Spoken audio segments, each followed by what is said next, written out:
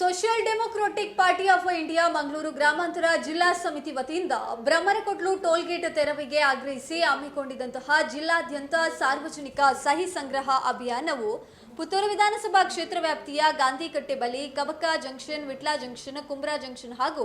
ಉಪ್ಪಿನಂಗಡಿಪೇಟೆಯಲ್ಲಿ ನೆರವೇರಿತು. ಈ ಸಂದರ್ಭದಲ್ಲಿ ವಿವಿಧ ಪಕ್ಷಗಳ ಮುಖಂಡರು, ಧಾರ್ಮಿಕ ಸಾಮಾಜಿಕ ಮುಖಂಡರು, ವಿದ್ಯಾರ್ಥಿಗಳು, ಲಾರಿ ಚಾಲಕರು, ರಿಕ್ಷಾ ಚಾಲಕರು ಮತ್ತು ಸಾರ್ವಜನಿಕರು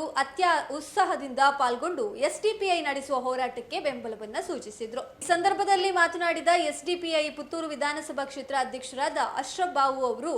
ಅಸಮರ್ಪಕ ಹಾಗೂ ಅವೈಜ್ಞಾನಿಕ ಬ್ರಹ್ಮರಕೊಟ್ಲು ಟೋಲ್ಗೇಟ್ ತೆರವುಗೊಳಿಸುವಂತೆ ಆಗ್ರಹಿಸಿ ಈಗಾಗಲೇ ವಿವಿಧ ಸ್ತರದ ಹೋರಾಟಗಳ ರೂಪುರೇಷೆ ಪಕ್ಷದ ಜಿಲ್ಲಾ ಸಮಿತಿ ರೂಪಿಸಿದ್ದು, ಇದರ ಭಾಗವಾಗಿ ಜಿಲ್ಲಾದ್ಯಂತ ಸಾರ್ವಜನಿಕರ ಸಹಿ ಸಂಗ್ರಹ ಅಭಿಯಾನ ನಡೆಸಿದ್ದು,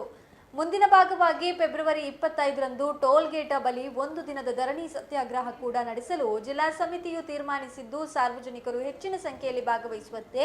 ಕರೆಯನ್ನ ನೀಡಿದರು.